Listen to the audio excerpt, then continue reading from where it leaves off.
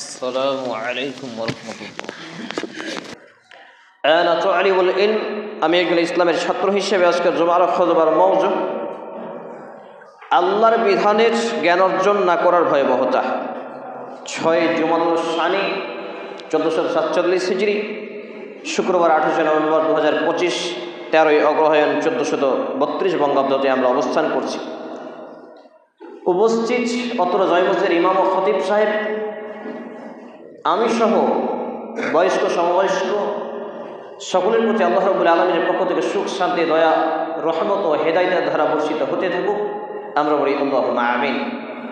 আলোচনা শুরু করার আগে দুটি কথা আপনাদের সঙ্গে না বললেই নয়। তার প্রথম কথা যে বাচ্চাগুলো এখানে এক জায়গায় একসঙ্গে বসে আছে, এই তোমরা ফাঁকে ফাঁকে ঢুকে যাও। আর এত বড় মসজিদে বড় মানুষের আনাগোনা নেই মনে হচ্ছে, সবই বাচ্চা ছেলে। যে বিষয়ে আলোচনা করব তার ভয়াবহতা সচক্ষে এটি দেখা যাচ্ছে। 2 নম্বর কথা হলো যে জুমার খুতবা এটা কিন্তু স্টেজ বা মাহফিল নয়, জালসা নয়। এত সাউন্ড দিয়ে খুতবা দেওয়া এটা আমি পছন্দ করি না, 1 নম্বর কথা।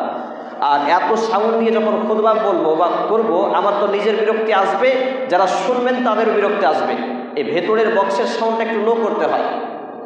3 নম্বর কথা হলো কথার পরিপ্রেক্ষিতে সুবহানাল্লাহ, আলহামদুলিল্লাহ, আল্লাহু আকবার এবং যখনই নবী মুহাম্মদুর রাসূলুল্লাহ সাল্লাল্লাহু আলাইহি ওয়াসাল্লামের নাম আসবে, পুরুষ হিসেবে উচ্চ স্বরে ফিতরাত হলো সাল্লাল্লাহু আলাইহি ওয়াসাল্লাম পড়া।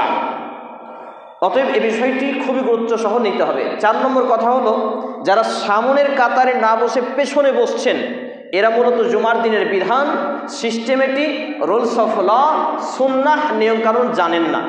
এই যে পেছনে অনেকে বসে আছেন, এগুলো অজ্ঞতার পরিচয়। জুমার দিনের বসার নিয়ম বা মসজিদে বসার নিয়ম আজকে জেনে নিন। এটা মেহরাব। মেহরাবের ডান পাশ থেকে শুরু হয়ে গেল, প্রথম কাতার বাম পাশ ভরলো, 1 কাতার ফুল।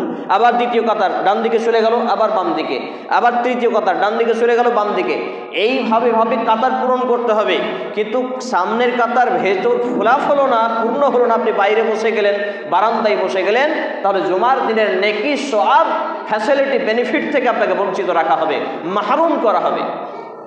এখনো বুঝতে পারছেন না? যারা বাইরে বসে আছেন ভেতরে বসতে পারছেন না?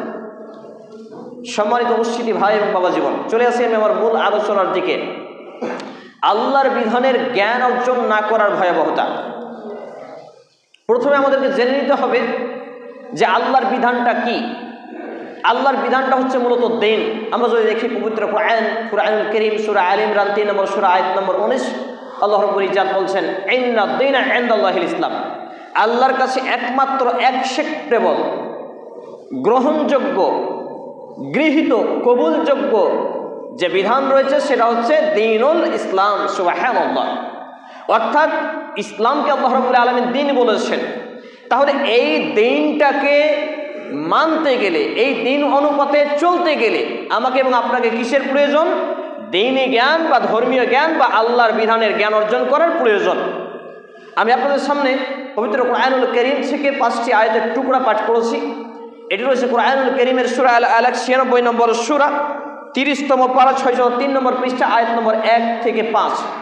যে আয়াতে কারিমা 5টি সর্বপ্রথম the first most important topic and subject হিসেবে আসমান থেকে, লৌহে মাহফুজ থেকে আল্লাহ রাব্বুল আলামিন জিবরিল আলাইহিস সালাম মারফুত প্রিয় নবী মুহাম্মদুর রাসূলুল্লাহ সাল্লাল্লাহু আলাইহি ওয়াসাল্লামের কাছে মেসেজ দিয়েছিলেন।